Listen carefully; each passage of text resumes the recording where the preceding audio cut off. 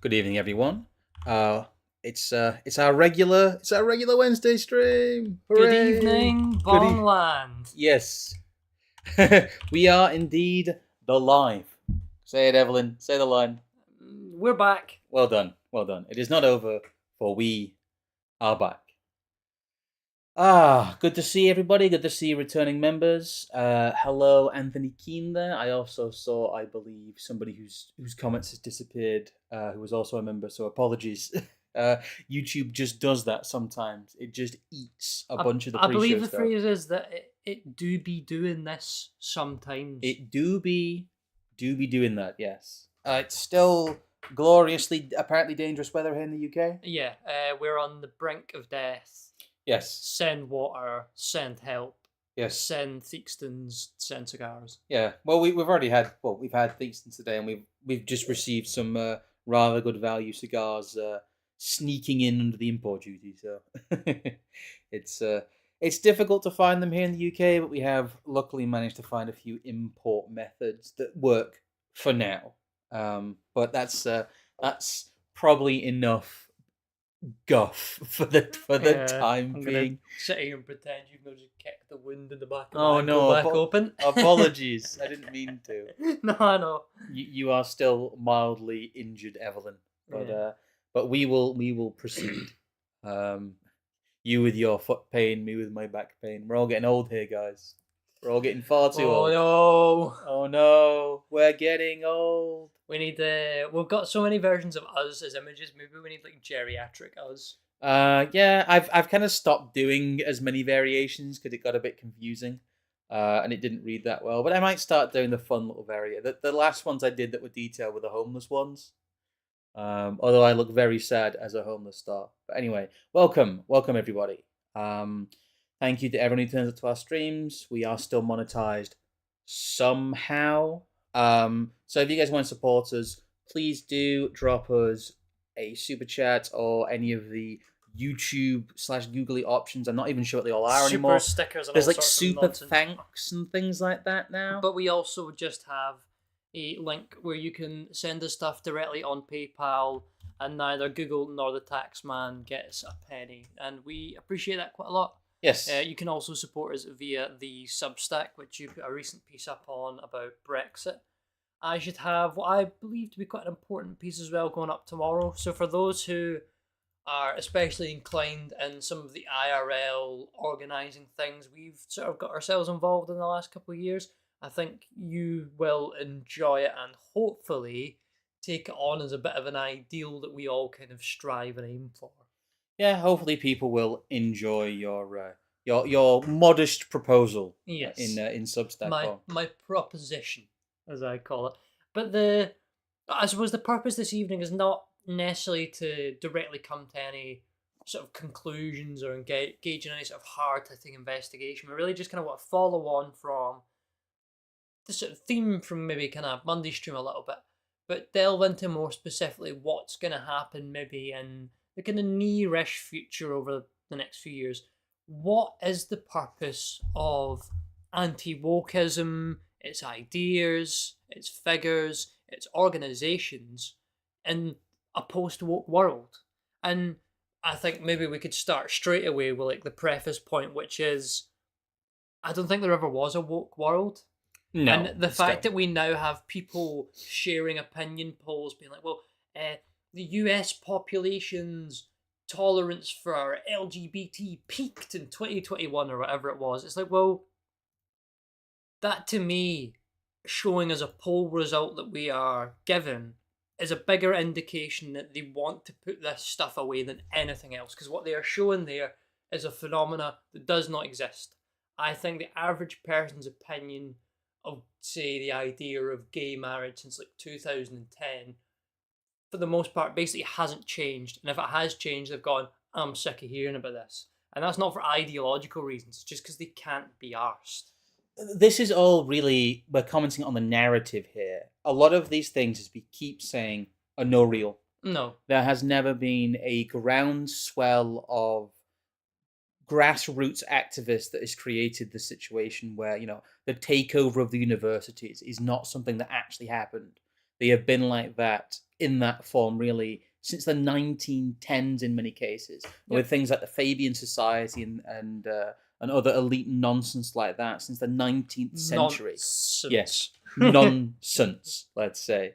Um, a lot of what we talk about is to do with the outgrowth of power and the fact that the window dressing doesn't really matter. But really, all this stream will be about what happens when you make yourself about the window dressing. What happens when the framing of ideas becomes what is important to you and your apparent movement? And what are some of the quote unquote factions of what is the anti-woke? Because as we all know, it is not a cohesive idea. And this is not as, and I think people who watch this stuff anyway will be more nuanced on the front anyway, because it seems to be a more recurring discussion now that us and other people have talked about it for nearly the last 2 years, that woke is being put away. Currently. It won't happen overnight. No. Nor has it necessarily, I think in a lot of ways it's reached its physical peak. Yes. I don't think as a political bloc it really becomes any more seriously stronger than it is kind of now or has been the last year or two. That what happens in future now is that they create the narrative woke that still exists, and it's really like the stuff that Andy Nagol does like every day on Twitter about like, what is the anti-fa radical left extremists? What are they doing now? What are they going to do next? They are a perpetual boogeyman. And I think maybe one of the places we can start off with is that the anti-wokist will exist as the other side of the coin to make it seem like woke is real. Yes. Well, it takes two to tango. They must engage with it seriously for it to be a serious thing, and they all do define themselves as engaging with it. I just kind of wrote a little brief intro for myself here and just put what happens to the anti-woke people when the woke gets put away. The factions that define themselves as being against an aspect of woke, most of us with the transgender aspect of woke, do not have a commonality of purpose and fundamentally do not agree on the other issues of modernity. Being defined as in opposition to something, especially something that is clearly and widely unpopular, does not make a cohesive movement and in fact creates the opposite. There's the faction we talked about last week, really. We didn't really talk about in any great detail what happens when the woke gets put away with the feminists, and I think that's something that's quite important because I believe they are I don't say the worst faction, but they are certainly the one that has least in common outside of being quote-unquote anti-woke in the abstract. What I think, especially if we're dealing with the realm of narrative here, what is important in narrative is that the TERFs will be handed the trophies and the medals for putting the trans away and for protecting kids. That is... And actually, in a roundabout way, some of them might end up with egg in their face because they are people who have spent decades of their lives seriously railing against children.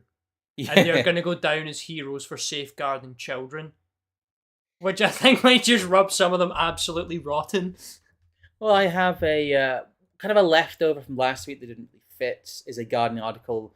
It's just saying it in very plain terms. Feminists like me aren't trans, we just can't discard the idea of sex. If we replace sex with gender as a way of thinking about ourselves, it'll be harder to tackle sex-based oppression. So those two sentences on their own are basically the entire 3 or 4 hour discussion on the Equalities Act in Parliament the other day. Yeah, it is. It was all this. They basically just said, look, if we remove sex as a category, all that propaganda we put out about sexism becomes useless. Yes. All that training within schools for people about sexism becomes useless. We have to reframe it. So there's a lot of effort being put in, and I think we showed that somewhat last week to bridge the gap somewhat, to have a reset point, because the quote-unquote woke stuff that is meant to deliberately annoy people does not gel particularly well with some of the previous civil rights stuff. And you'll see this, we'll end on it, but you see this in James Lindsay's complaints about wokeism and the woke cult, because really, when it comes down to it, what a lot of these people are saying is, one, woke is encroaching on my little area of the civil rights, divvying up of the spoils of society. or the second one is you're not doing the speed limit. Where we need 5 years of studies in it. This needs to be phrased and framed in a neutral, liberal way for this to be worthwhile. And really, I think that's what, apart from the very kind of hard edge of what is portrayed as the theocratic Christian conservatives, what the main complaint with most of these anti-woke groups is to do with the speed and the framing. It's not really to do with the ideas themselves. Yeah, and I've kind of already mentioned it, but it's like an extended point that you're saying there on framing, and it's something I would be interested to see in some of the other people engaged in the woke going away discussion sort of come round to, which is, as discussed, the narrative has to be that certain groups put wokeism away for certain values. It can't be,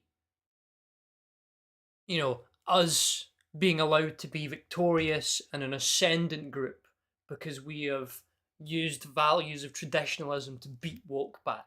Yeah. That can't be allowed. And it's kind of interesting the fact that now that we've sort of accepted that it's going away, we can now look at all the other different angles about how they handle putting it away, which is obviously I think almost sets the point. There's going to be some people, I bet, that will look at the sort of comments later on or tomorrow or whatever, that when we say that, woke doesn't just go away, they are putting it away, and they're putting it away in a very specific fashion. They are doing, yes. I people keep pointing out that I've left the article tracking on, and the Guardian seems to think I'm some sort of like mega user of theirs. Well, we love the Guardian and we love the nation of Israel. It's just that easy. That is how we keep ourselves on air. We are fueled by our love of the Guardian and the nation of Israel. But I didn't want to go into this in detail, but really the headline is saying it all, in that they are really just asking for the arbitration. They are asking for themselves to be put back in charge of the civil rights process. Yeah. You've got here, the gender-critical feminists are defending the elevated position they gained as a protected class under the civil rights framework at the expense of men. And think also as well, like how much narrative space was given to them from World War One really up till the 80s, the 90s. It was we entered the working world, we struggled at home during the wars, and then we decided to stay there because that was the right thing. They were as you're saying here, like the elevated client group above everyone else, almost kind of in a lot of ways the prototype for a mass movement. Yes, they were. They were one of the most long-term energizers as well. If you talk about the woke being put away, well, in the 70s and the early 80s, the feminists were effectively put away. They were very successfully put back in the box, and they form kind of a prototype of how you put these kind of toys away and bring them back out when you need them, because very much the radical feminists are being brought back. And I believe this arc will end kind of where some of the previous arcs ended, in that they will become one of the dominant forces within the civil rights framework once again. I think as well there's going to be a sort of short-term usefulness to much of their kind of specific kind of puritanism. Yes. I think certain bits of the online safety bill and certain bits of online safeguarding speak directly to what they would want anyway. But I'll finish the rest of the quote you've got here.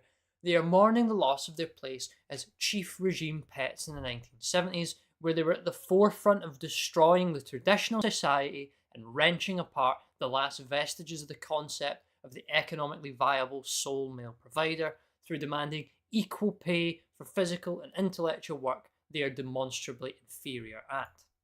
That's just what I put on screen. I've got some more notes myself here, but the main thing that the feminists had in terms of the 70s, in terms of being the previous movement, was the idea that men and women are completely interchangeable.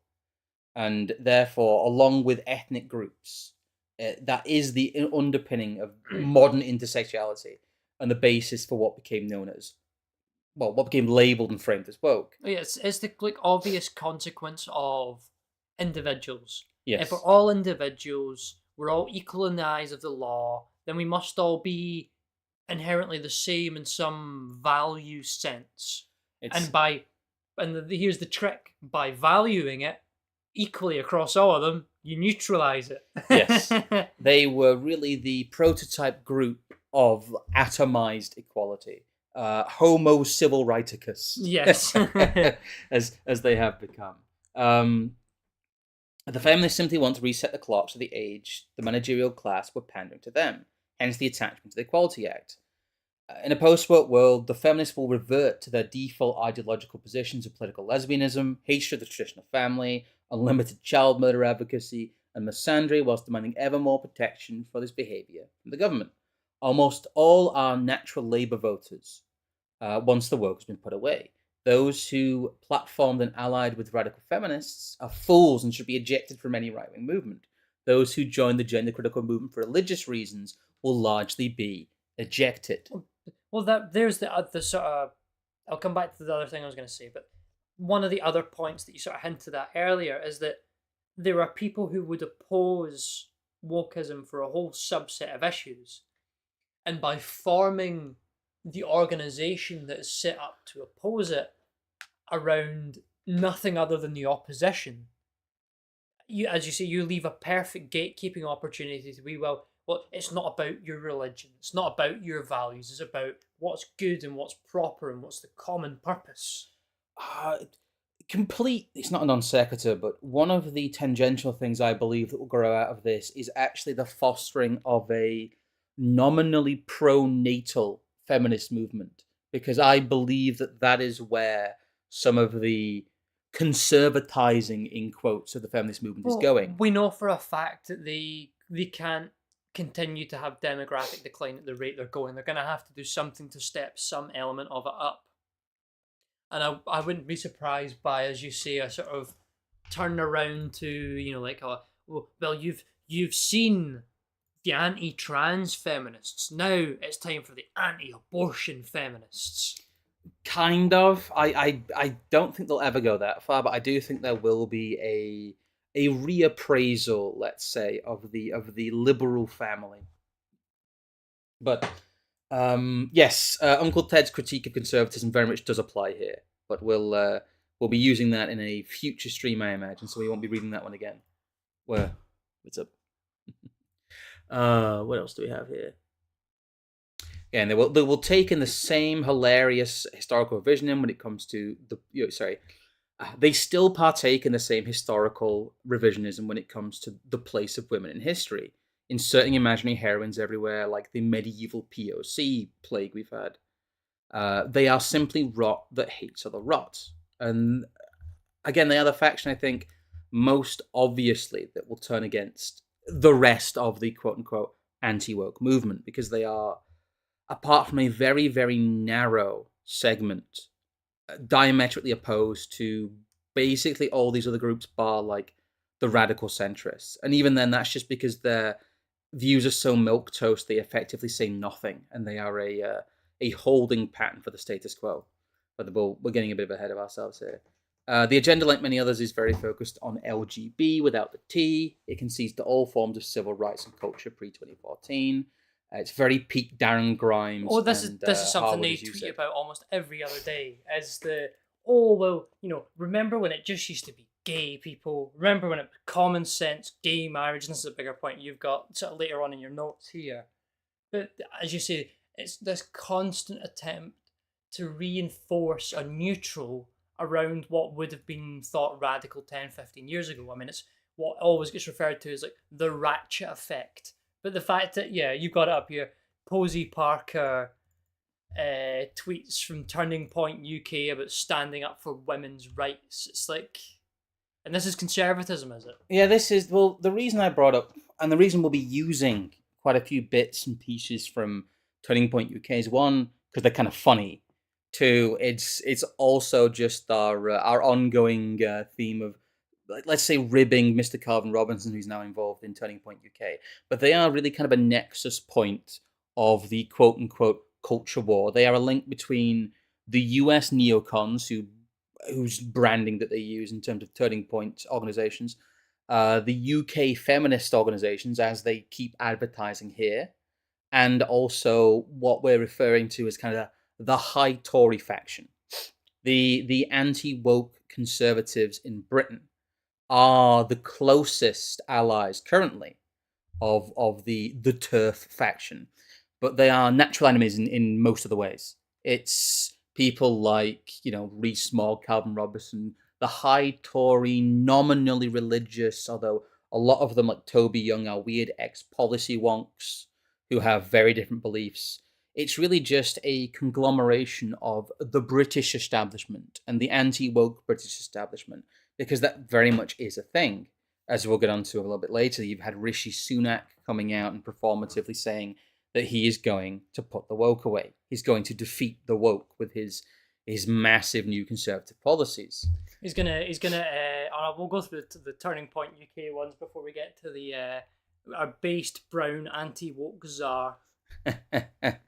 They're mostly allies of convenience with the gender critical feminists. Even the supposed mainstream politics of just the British side of this, there really are no areas of agreement outside of the most permissive liberal ones. Well, see, there's a point to this as well that gets me, and I think it'll stand out to me in a way that it probably stands out to you and some of the folk that are in our chat, because I know the sort of people that they are.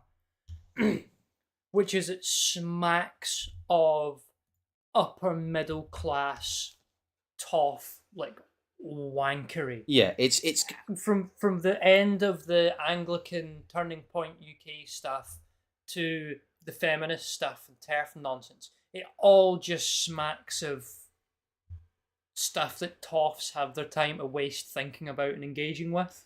It's just all of the complete narrative surrender that is involved in people like Turning Point UK. I just have here their little caption on the picture is, "We have equality in the West. If you really want to fight for LGBTQ plus rights, go have a pride march in the Middle East," which is basically just the conservative argument for rainbow bombs. This is nominally we're enlightened over here. We have equality. We have gay marriage. We have reached the end of history. Yes, we've reached utopia. We are the liberal Western utopia, and the purpose of conservatism, even hard-edged conservatism, is to defend the progress of the last 100 years. See, I wouldn't even necessarily put it past elements of our regime to, whilst being seen to be clamping down on woke, would also just actually fund something as insane as a pride rally in Qatar, because that's basically what the World Cup was. To an extent, yes. I don't know, that actually mildly backfired, and people got really, really, really, really tired of it very quickly. Maybe because that was the purpose. That's why they got nonce Peter Thatcher up to become the, no, look what they've done to me. Accidentally eulogizes two members of the Paedophile Information Exchange in Nambla. But that's a story for another time. Thank you for the $2 there, Melon, saying free Scrump. I will not be coming back on Twitter, by the way. I don't think it's a particularly worthwhile place to be. Also, it doesn't convert very well to the places. I mostly tried to use Twitter for having fun and shilling and slightly longer threads, and even that didn't make it usable. So I will not be coming back to the platform. You can follow us on the Telegram though, which is linked down below, and I will be having basically the same regular posts but on the Telegram. So if you're missing me, or you're missing both of us, because Evelyn is so heavily shadow banned. What to do is just go on Twitter and retweet everything I've tweeted. Everyone go and do it right now. Just please, just why not? Just annoy everyone. Thank you, Nathan CJ Hood. Anti-woke pushes at an open door. They are not dissidents. Yes. And we're kind of moving past that framing. If you don't believe that woke is going away, I maybe watch a lot of our previous videos, watch our Tilting at Rainbow stuff, watch anything we've put out really in the last couple of years. Watch the stream from yesterday. Yes. The one from yesterday should really convince you. Also, we've got stuff from the past as well that's covered quite a few topics we'll be talking about today. We have our containment stream from last year, the Based Ball Pit, which is from more than a year ago now, and we also have the virtues of gatekeeping, which just the James Lindsay crying. It was so sad. Which this touches on. He does look so sad. he wants to come in the pillow fort, but he's not allowed.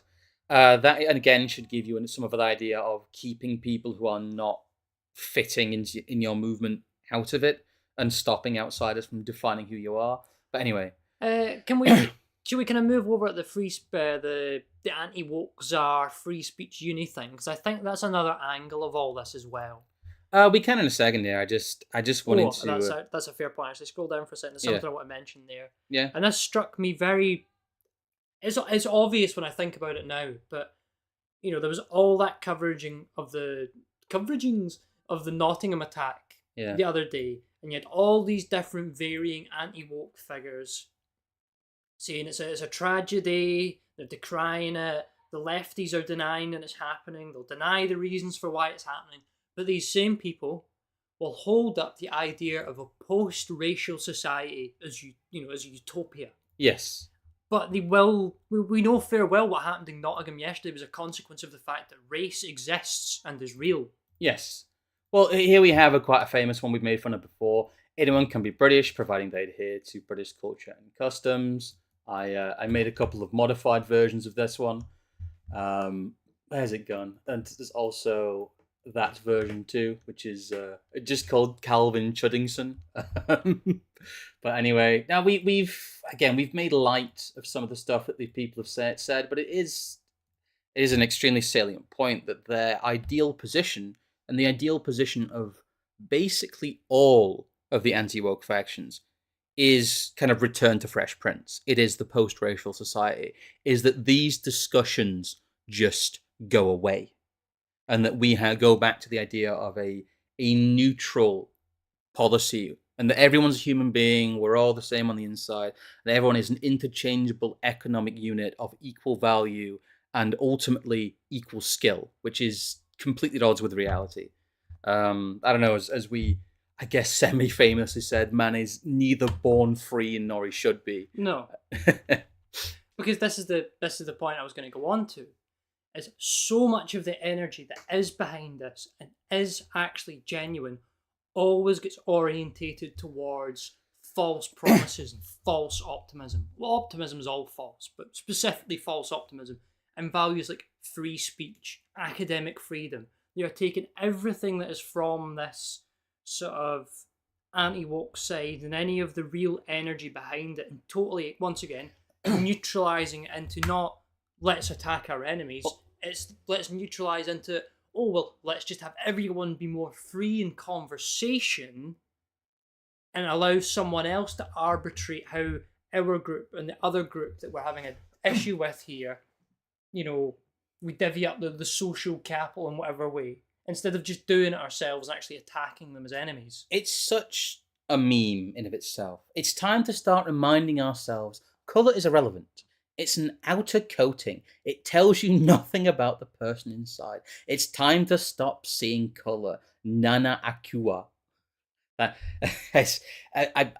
couldn't put it any more clear than that. And here's just them being Muslim Patriot, Tina Khalid, Rex, Antifa groomers, Muslim Patriots. It's also tiresome, and it really is just. It is just the based Trump blackie memes, but even further along. But these are all people who are platformed by basically everybody who is supposed to be a quote-unquote dissident publication. All of the funded outlets that we see cannot stop platforming people from places like Turning Point UK, because that's who is on the media circuit. But again, when the woke in quotes goes away, this is their fallback position. It is full civil rights 1990s post-racial society leftism, and that's all it is. It would be considered a almost naive and utopian leftist position in the 90s. People would roll their eyes at you because you would come off like a 90s college student, but that's just the way it is. Again, consider the coverage of the recent, like you said, anti-wokist. Gay marriage is seen as a well-meaning mistake by some in the group, but it's also supported as the will of the people and law of the land by others, and opposition is frowned upon. This is about the gay marriage vote that was brought in by the Tories that really just effectively destroyed the modern Tory party. We've talked about that before. And here's a quick quote from Toby Young. It's an in-depth profile of him, but he's one of the more high-profile Tory Insider anti-woke people. And the quote is just, "I was a big supporter of gay marriage." I'll get it in the page quickly. Yes, I was a big supporter of gay marriage, for instance, and was a little uncomfortable with some of the opposition to it within the Conservative Party. I don't think my commitment to social justice is any less passionate than someone in the Labour Party.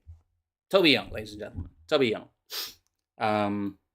Again, Tory leadership Rishi Sunak vows to stop woke nonsense and left-wing agitators in latest pledge. This is from July 2022. We talked about this one before too. This is the one you wanted to have a talk about, though. This is Cambridge Don ready to lead war on woke. Arif Ahmed. Yes. Where's Nina Pavarotti? Wokish, or I'll not fully talk about that, but he would be the perfect person for this. That's all I'm saying. Yes, Afia Ahmed expected to be confirmed in the post, which will investigate universities and student unions attempting to curtail campus debate. And to back it up, they have their kind of anti-woke campus law here. Unless you have more on this. Sorry, something else has come up and I'm completely distracted myself. I'm very sorry, but it was just a general point that, to me, it seems like if you were, somebody like Tony Blair who wanted to make sure that you moved the anti-wokeists in and around the direction that suited you, making sure that you could float them back and forth into issues like free speech or academic freedom or anything like that is a great way to basically make a large amount of them essentially disappear in short order. Sorry, that was the point as well I'd put earlier on, the gay marriage thing. I should have read that out. Oh, no, you can read that out now. It's quite interesting that the vote on gay marriage happens. People within the Conservative Party, the kind of members lists, the quote-unquote grassroots, have no ability to stop it. So essentially about a third of them leave. And then the 2/3 that are left are then in short order empowered with greater voting powers over the Conservative Party as an organisation.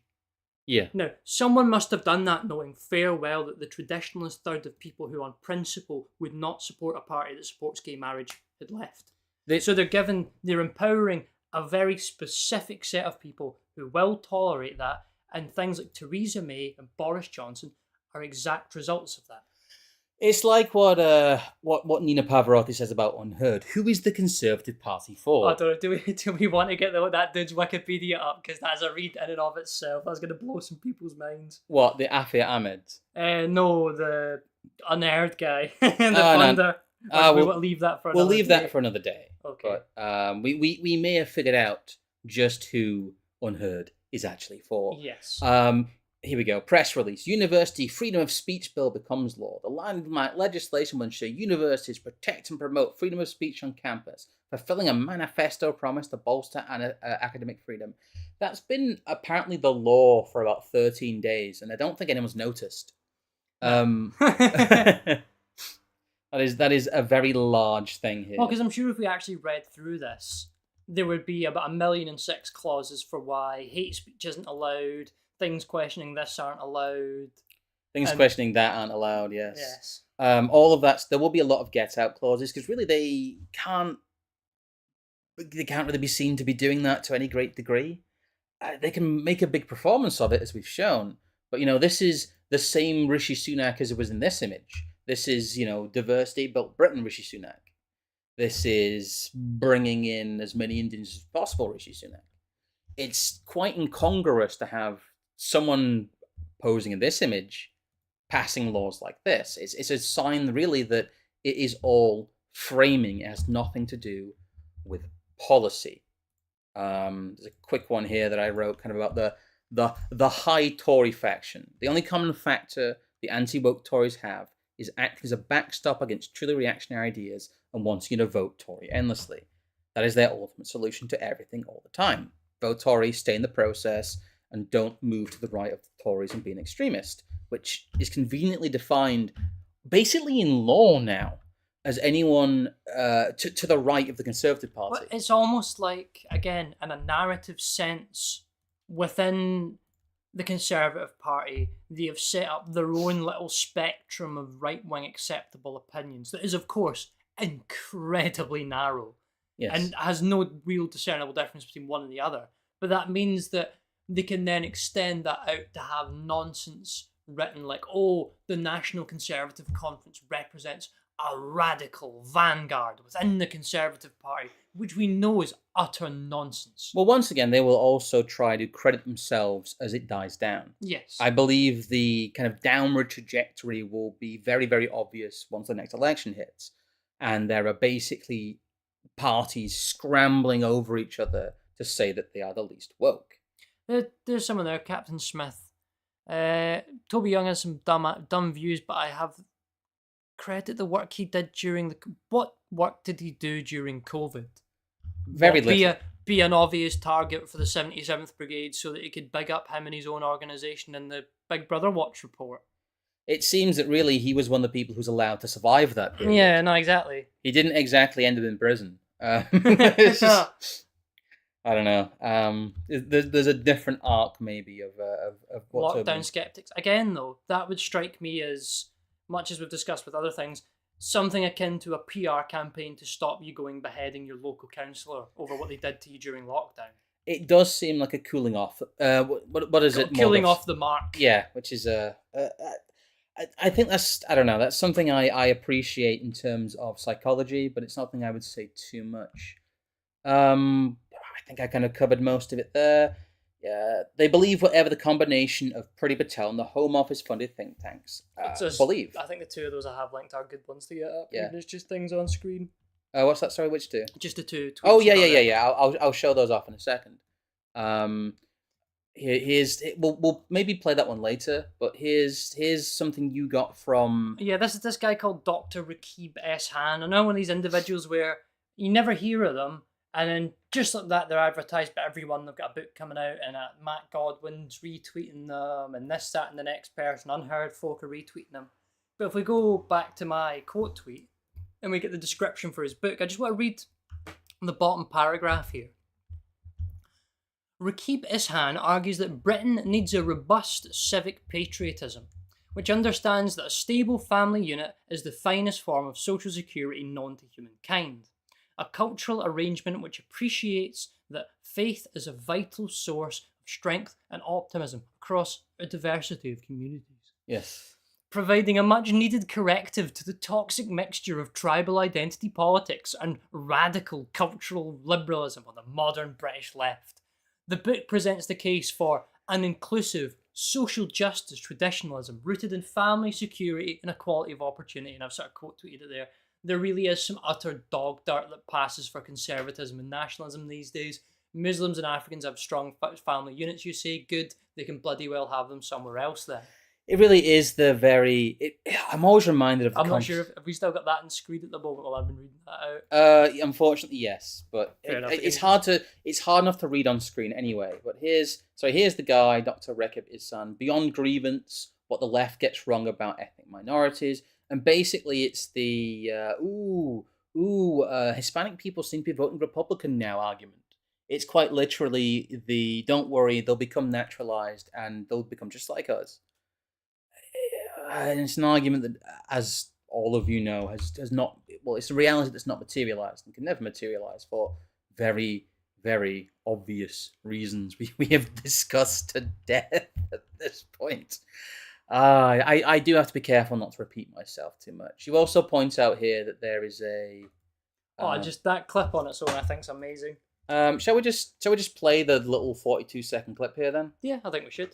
Okay, here's a clip from GB News that basically speaks for itself. But to this, because otherwise, what I said earlier about Belfast with those sectarian divides and violence are going to go on for goodness knows how many years. We don't want to happen in what's happened in that part of Britain. Yes, because no, I don't want it to happen. Because it's ungovernable. How do we stop it? I think we do. Actually, we take a lesson from the miracle that is actually India, where you've got such a large group of Christians, Muslims, Hindus living together, 1.3 billion. Now, if you can sort that out, you can certainly sort out a few 100,000 in Leicester, and it's mutual respect. It's mutual respect, and get rid of the extremists and the jihadis. And hopefully they're on the security services are watching to this, because otherwise, it's just funny to see Nigel Farage nodding along to the phrase "the miracle that is India." I see. I even think that was a bit much for him for a brief second there, because he sort of went, "Wow," as if to say, like, "I wasn't expecting you to say that, but you did, and I'm not allowed to counter you." Basically, yes. It's again, but this is constantly what is on GB News. This is what the supposedly super Tory right-wing boomers are immersed in. I know, I've just seen people in the chat be like, the miracle that is India. Lamau. No, exactly. This is from like September last year when there were all those riots in bloody Leicester and that. I don't know, I remembered the clip, and people who are OGs on the Telegram will remember that one. But again, it stands for itself.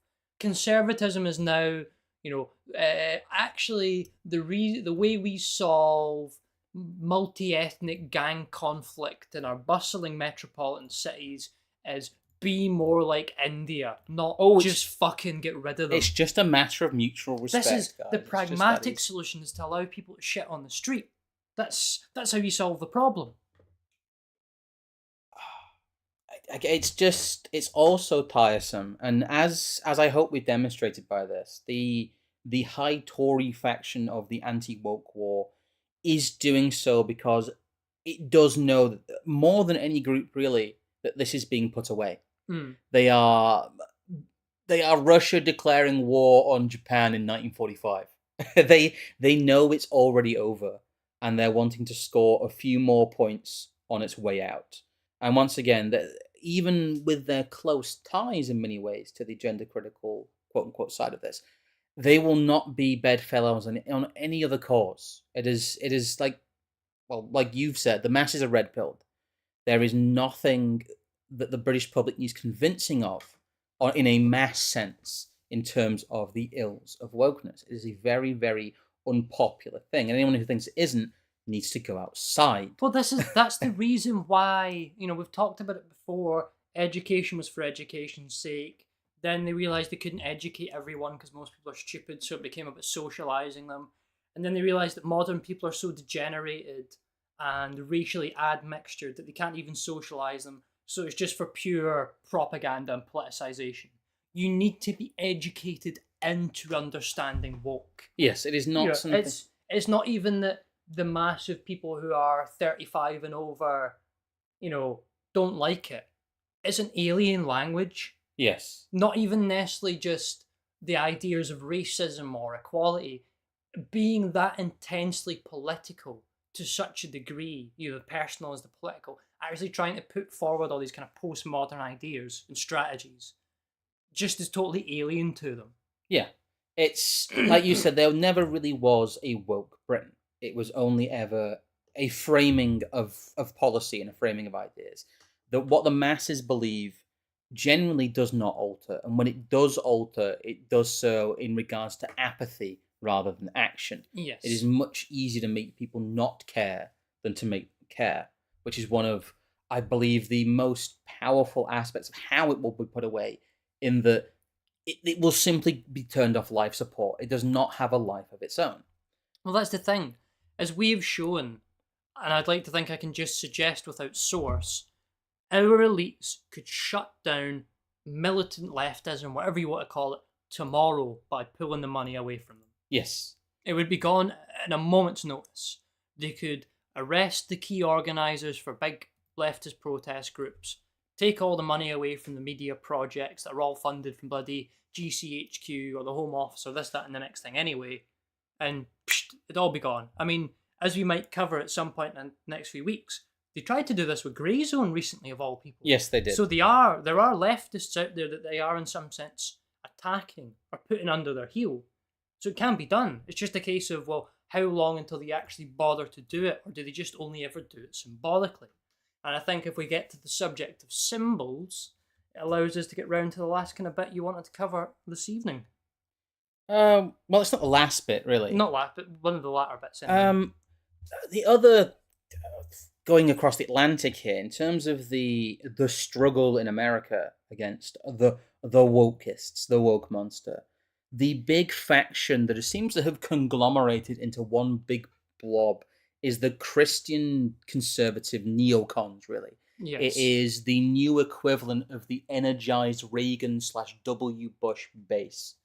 And the reason we use Turning Point UK again is that they are a nexus of the high Tories, the American reactionary, the American neocon right, and the flag-waving Christian conservatives, as well as some of the gender all stuff. dancing round the Zionist maypole.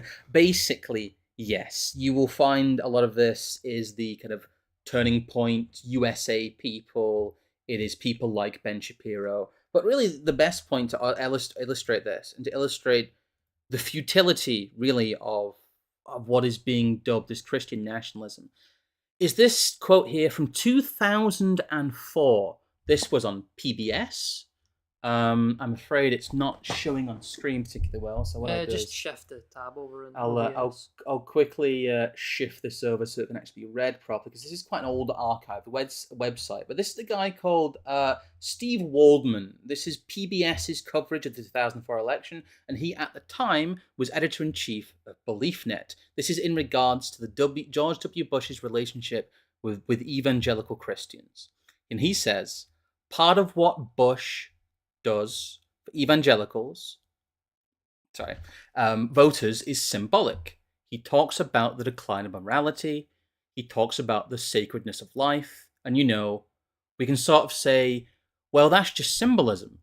Why doesn't he do more concrete? But symbolism is really important. And they view having someone in the White House who is willing to say the right things in the culture wars as being really important.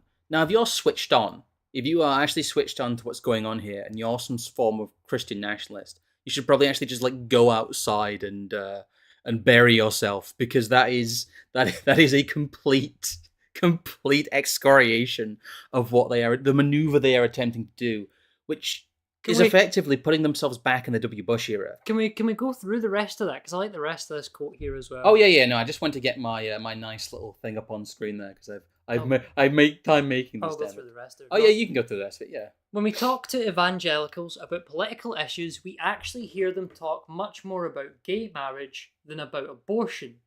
It's not that they're not concerned about abortion, but it's like people have been fighting that battle for a long time. Everyone knows this script.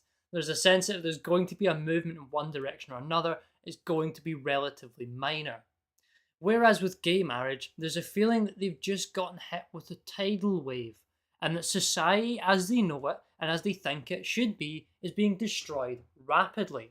It's urgent, it's an emergency, and something has to be done about it. Is this like boomer conservatives in 2004 looking under their feet, realising the rug was pulled 40 years ago? Basically. And so I think this is going to instill a new sense of energy in the evangelical voting bloc, and is likely to increase the turnout. It's an issue not without risk for President Bush, because he has to be seen to be as supportive of their point of view without going so far that he makes independents feel like he's intolerant. But so far, it looks like it's an issue that's going to help energise the evangelical voting bloc, which will be crucially important to him in the election. In 2004, there was a man in the White House who was willing to say that he was on the side of Christian America. And to deliberately pander. And he went to war in the name of Christian America. Yes, he did. And to deliberately pander to that area of Christian America. I'll briefly kind of reset my screen here. It should really be about there-ish, I think. I don't know if I've gone too far there, but we'll figure that out later. But there's just a quick... there was a quick study... Well, not study. A quick kind of research paper here. But one of the things that... that jumped out at me was just this little quote here that says, Bush's personal religiosity and use of religious rhetoric during his campaigns for presidency and his 2 terms in office received extensive comment from the press as well as scholars. Very little scholarly work has been considered the role of religion in his early political career. Although Bush had evidenced a deep and genuine evangelical faith for years before he launched his bid for governor, he did not begin his political career as an overtly Christian leader. Instead, over the course of his governorship, he gradually incorporated Christian tropes in his speeches to develop, explain, and gain support for his compassionate conservative policies and to build a rapport with voters. And it is this compassionate conservatism that allowed the leftward movement that is very obvious now in the Bush administration culturally to take place. It's just Christian conservatism in the guise of mega-church republicanism has been the most powerful lid that's kept in American society as it is ruthlessly energizing the base level stuff. Think Sarah Palin trying to distract you from a warmongering death merchant.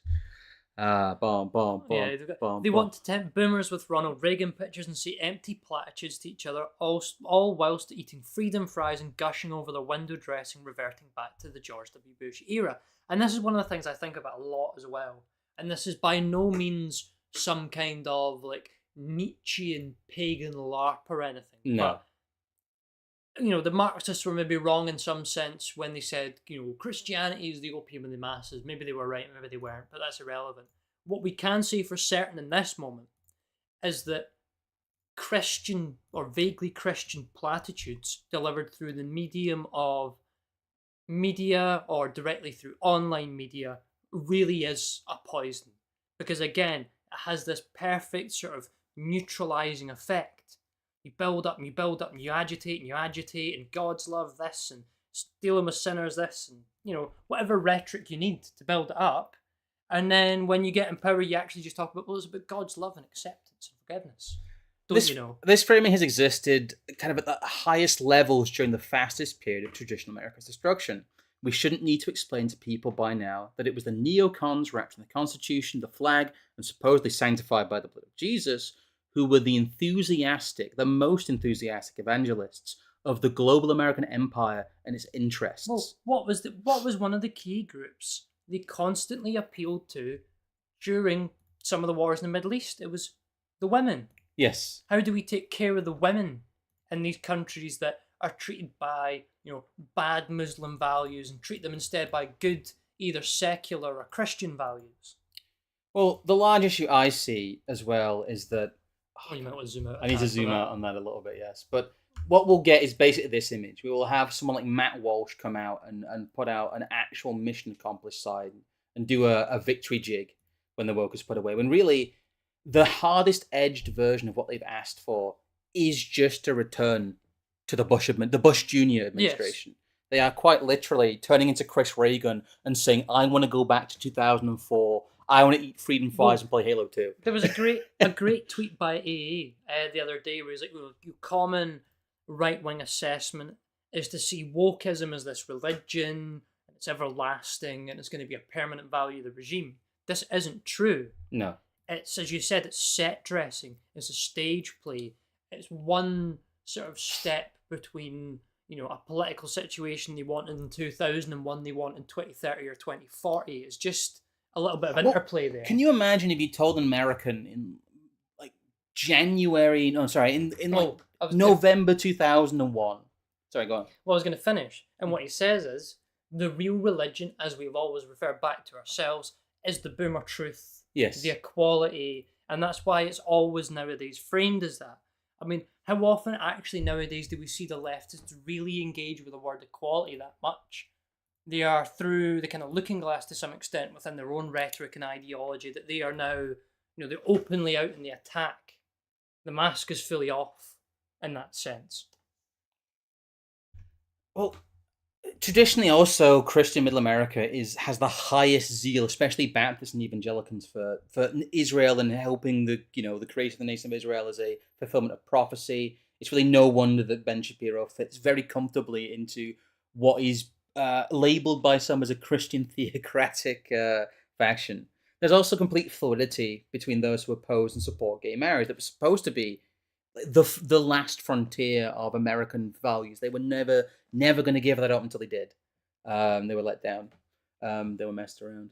The idea of LGB without the T is a sore point, but one that is grumbled about and never resolved. Then the major representatives of this group, gay marriage is still proposed as the neutral position and part of the immovable pantheon of civil rights. For example, you have... I was going to say, as you mentioned to me the other day, you were talking to someone about the fact that in America, the TERF stuff isn't anywhere near as big or as pushed explicitly in the way that it is here to slightly weird middle class, like spinster women. Yeah. And in this, you then instead have all the gays against groomers and these weird, as you said, LGB without the T groups and all sorts of horrible anti-woke American media figures that I don't even want to think about. Well, we got Ted Cruz here, talking about the Uganda situation and basically rainbow sanctions. It's the build-up to it. We'll see a lot more of this in a cultural sense in terms of the U.S. empire and military-industrial complex. Ted Cruz is actually going to kick your door in because you said you might suggest that sodomy isn't good. Well, there's an article here from Politico from 2021. The GOP waves white flag in the same-sex marriage wars.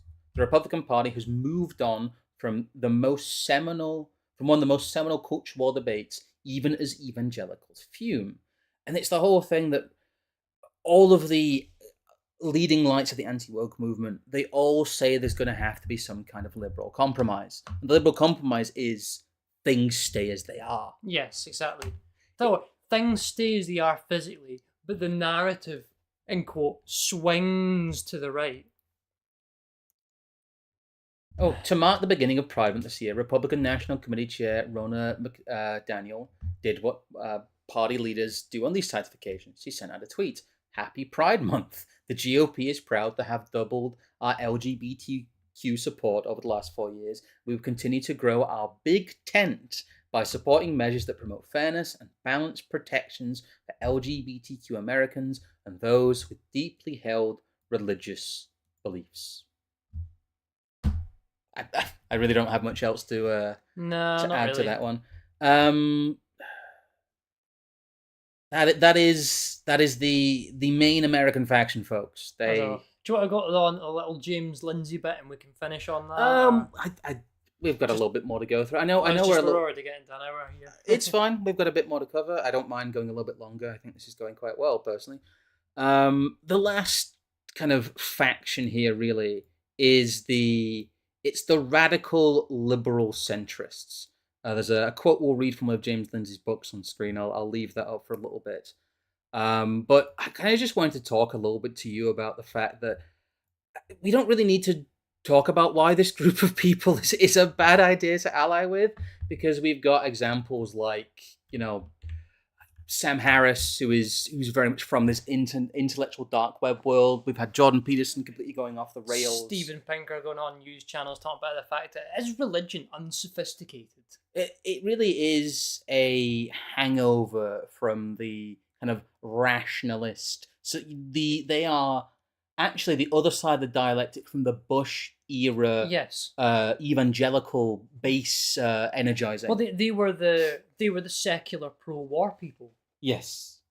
Well, it's a weird one to think, but yes, a lot of them were. A lot of them were people who were going, yes, go and destroy these theocracies. Go and make the Middle East full of nice, rational atheists, or at least tolerant Christians as opposed to intolerant Muslims and Arabs. They are again a faction that we've spoken about previously in our virtues of gatekeeping, and just talking about the fact that these are a coalition of regime-friendly libertarians and 90s liberals.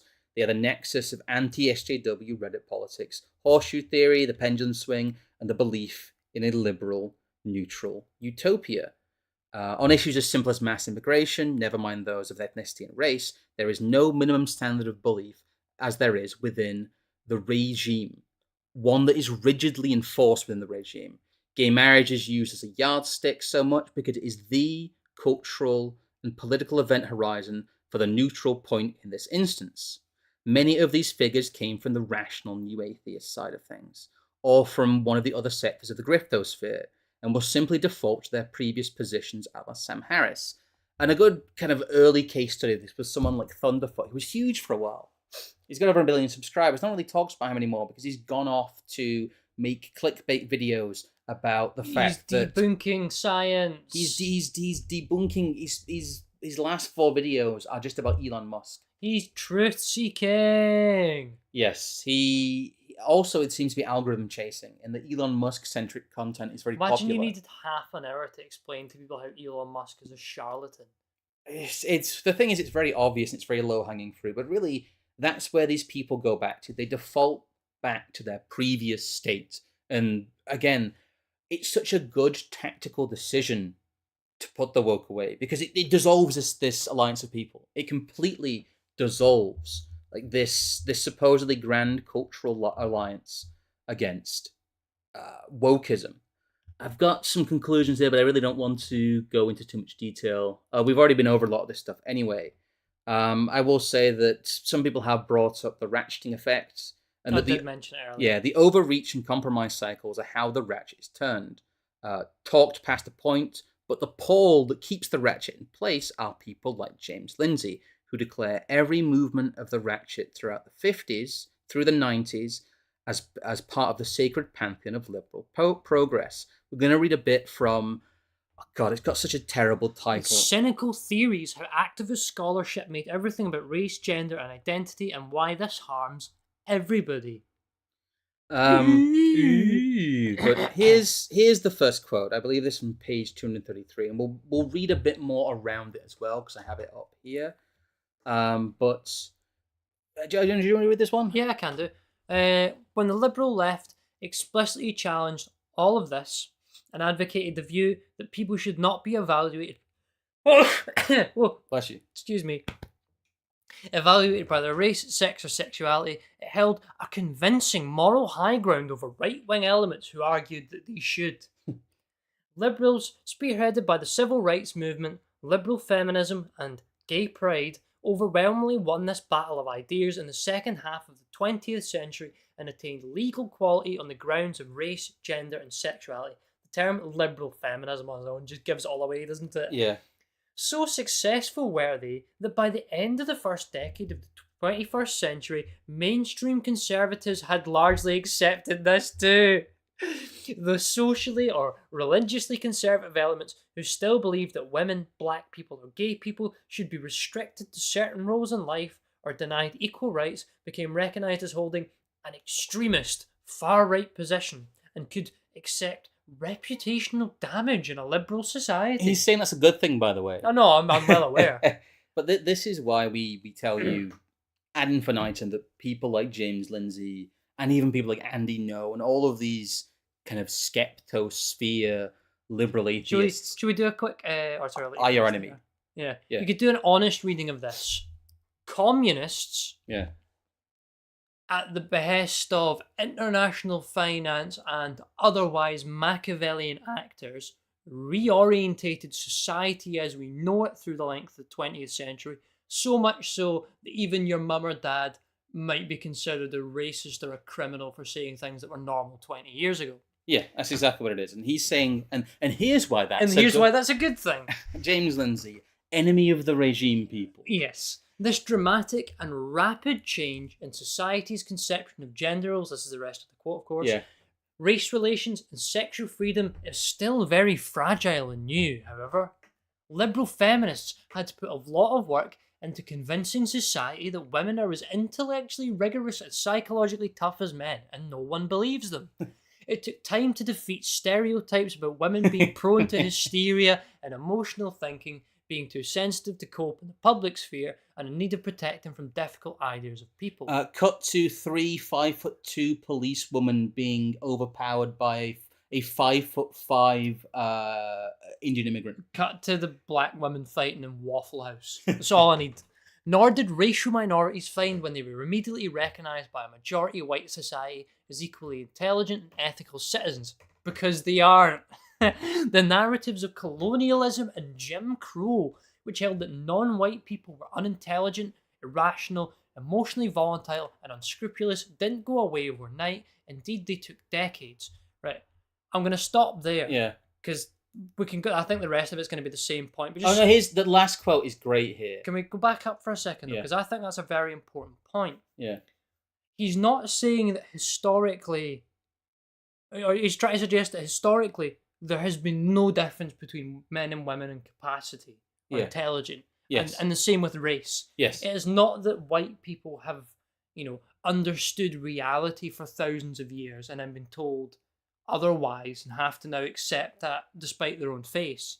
It's that the narrative of colonialism and Jim Crow, he's actually doing like the postmodern waffle. Yes, of he his is. own version. He's postmodern waffling here. He's doing exactly what he decries in, whoa, hypocrisy, blah, blah, but really is switching between framings here. Similarly, LGBT people did not find immediate acceptance from mainstream society once having had their sex lives decriminalised, their gender identities legally supported, or their committed relationships recognised in marriage. Instead, they faced a lengthy cultural battle trying to convince anxious social conservatives that they had no agenda to destroy the family, heterosexuality, masculinity, or femininity.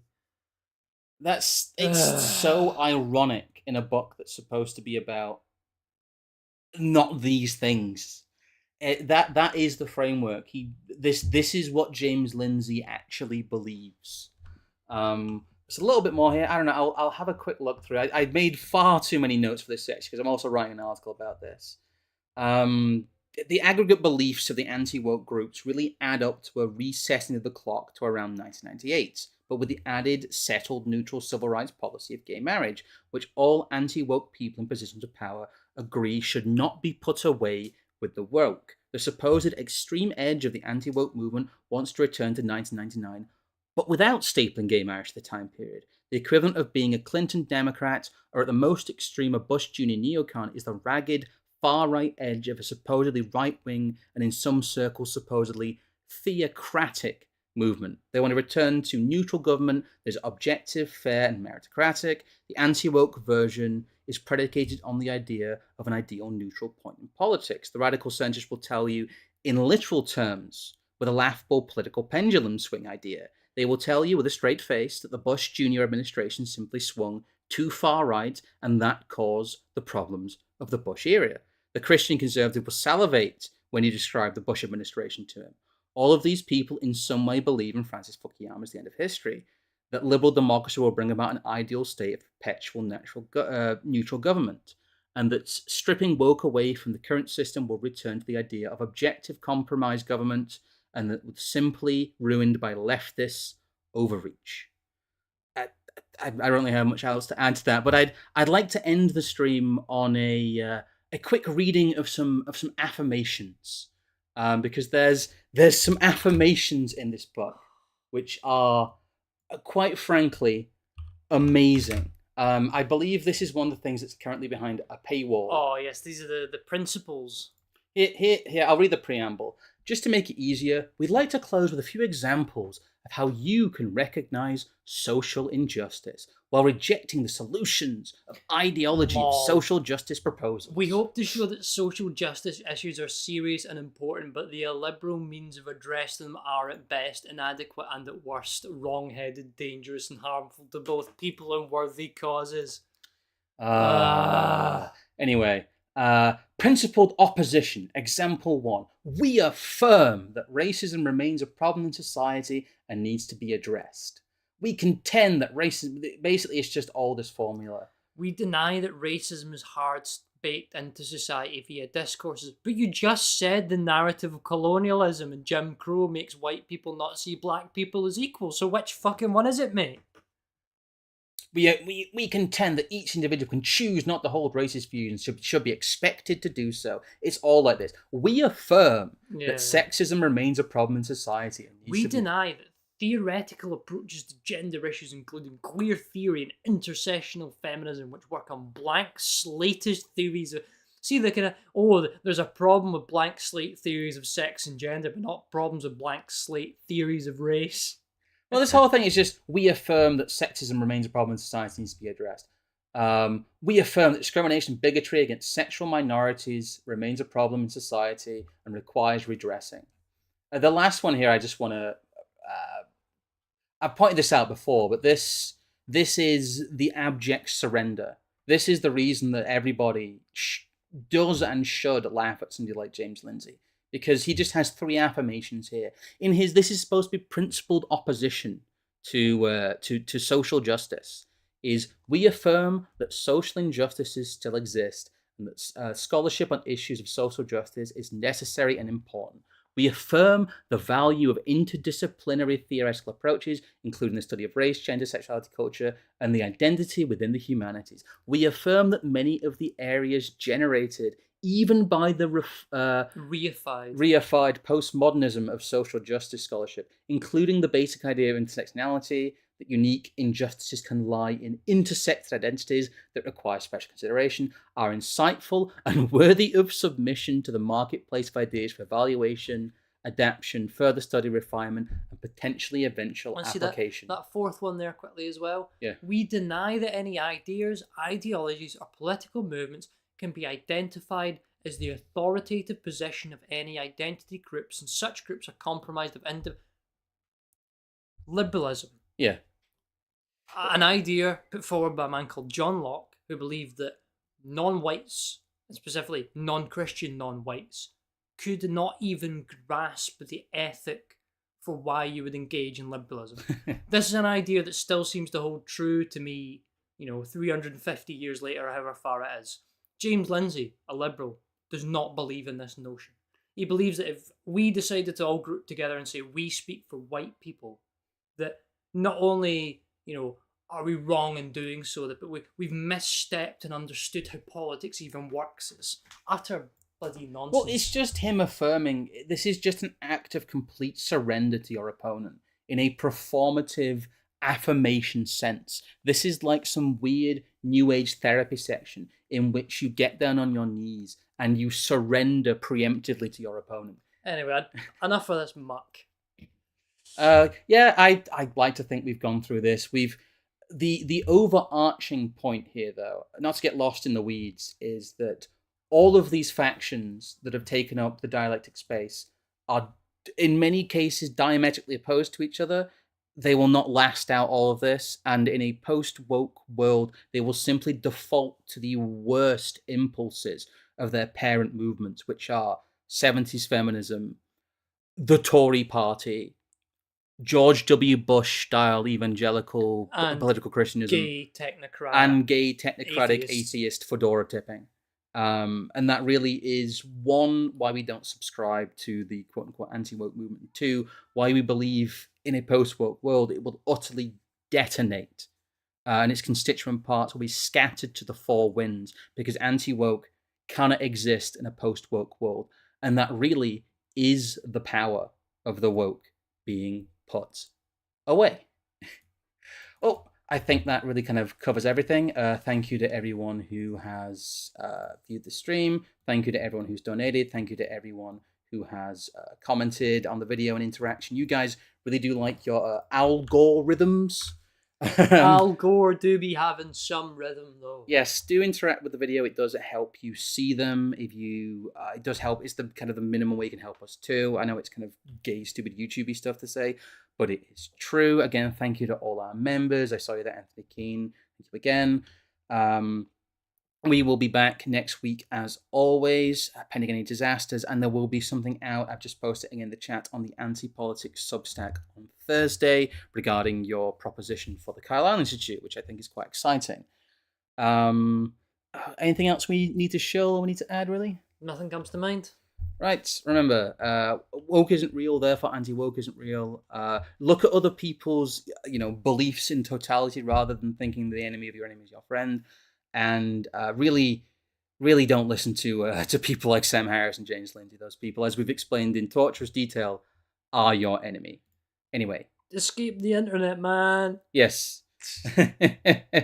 Hack the planet. Anyway, you guys have a good night, and we'll see you later.